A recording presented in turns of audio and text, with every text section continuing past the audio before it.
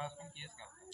అంటే ఈరోజు రాసుకున్నామంటే ఒక సంవత్సరం తర్వాత లేదా 2 సంవత్సరాల తర్వాత రావచ్చు. ఇది సెంట్రల్ గవర్నమెంట్ అనమాట, ఇండియా మొత్తం సంబంధించి. కవరస్ గదబస్ ఉన్న విలేజెస్ ఏదైతే అవసరాలు ముందు ప్రయారిటీ ఇస్తుంది ఐటీడీలో ఉన్నవాళ్ళు. కాబట్టి మీరు ఏదేది వరకు ఎక్కడెక్కడ కావాలన్నది చెప్తే మేము రాసుకొని తీసుకెళ్తాం. అది అవసరాలను బట్టి.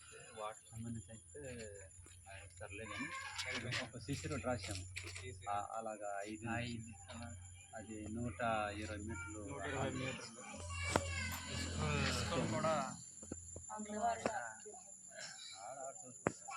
కమ్యూనిటీ హాల్ ఒకటి ఇచ్చాం కానీ అది ఇచ్చింది వెళ్ళలేరు కదా. స్కూల్ ఒకటి, స్కూల్ బిల్డింగ్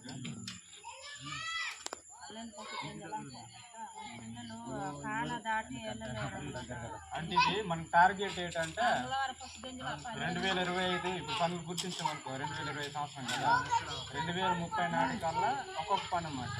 ఒకేసారి రాదు. 120 మీటర్లు సీసీ రోడ్ అన్నారనుకో, వచ్చే సంవత్సరం వచ్చిందంటే ఖచ్చితంగా 2 సంవత్సరాలు పోయిన తర్వాత స్కూల్ బిల్డింగ్ వచ్చే అవకాశాలు ఉంటాయి.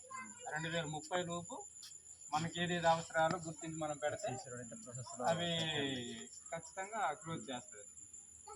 కాబట్టి మీరు ఏదైతే ప్రయారిటీ ప్రజలకి ఏది అవసరాలు 2వ వీధి అనేది రాస్తారు. 2వ వీధి సీసీ రోడ్.